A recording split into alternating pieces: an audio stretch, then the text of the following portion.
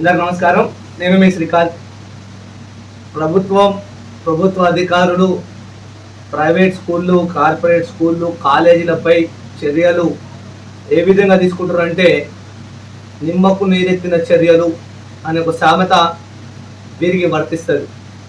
అంటే అధికారం ఎవరి చేతిలో ఉంటే వారి మాట మేము పాటిస్తాం, లేదా ఈ కార్పొరేట్ కాలేజీల యొక్క పెత్తనం ఎవరి మీద ఉంటే వారి మాటని మేము తూచా తప్పకుండా పాటిస్తాం.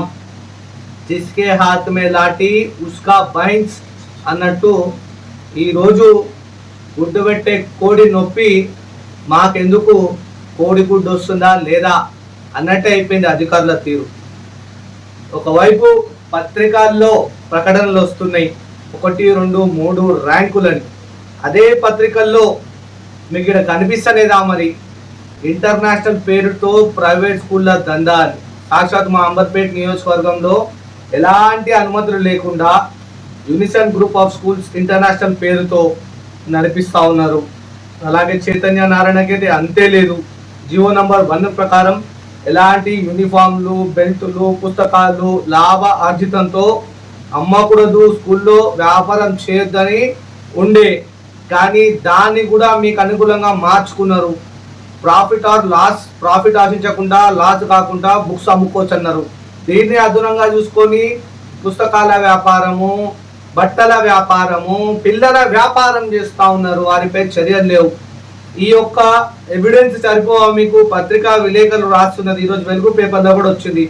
ప్రైవేట్ స్కూల్లో పేద పిల్లలకి 25% ఎందుకు కేటాయిస్తున్నారని సాక్షాత్ హైకోర్టే మొట్టికాయ వేస్తా ఉన్నది. దీన్ని పర్యవేక్షించేసినటువంటి అధికారులు ఏం చేస్తా ఉన్నారు? కొన్ని సంవత్సరాల నుంచి ఇక్కడ ఉన్న హైదరాబాద్ డిఓ గారు సుమారుగా ఒక 4 సంవత్సరాల నుంచి హైదరాబాద్లోనే మీరు అధికారిగా ఉంటున్నారు కదా, మళ్ళీ ప్రైవేట్ స్కూళ్ళపై చర్య ఎందుకు తీసుకోవట్లేదు?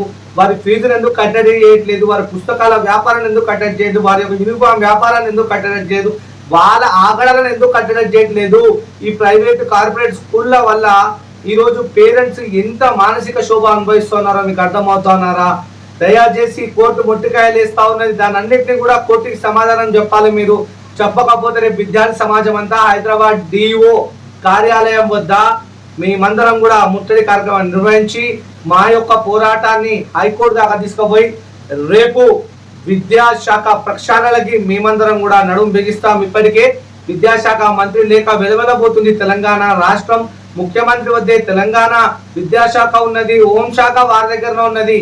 కాబట్టి ఏదైతే పరిపాలనకు తగ్గట్టు 2 మినిస్టర్లు వాళ్ళ దగ్గర ఉన్నాయో, రేవంత్ రెడ్డి గారు మీరు నోరు మెదపకపోతే ఈ కార్పొరేట్ స్కూళ్ళు, కాలేజీలు అంతా కూడా ఆగస్టు రోజు స్వతంత్ర జెండా ఎగరేసుకొని మీరు ఏమీ పీకలేకపోయినారు అని చెప్పేసి సవాల్ విసిరేటువంటి పరిస్థితి ఉన్నది. ఎందుకంటే జూన్ జూలైలోనే వీరి దందా ఆగడాలు అయిపోతాయి. ఇప్పటికే అన్నట్టు వారి చర్య ఉంటది.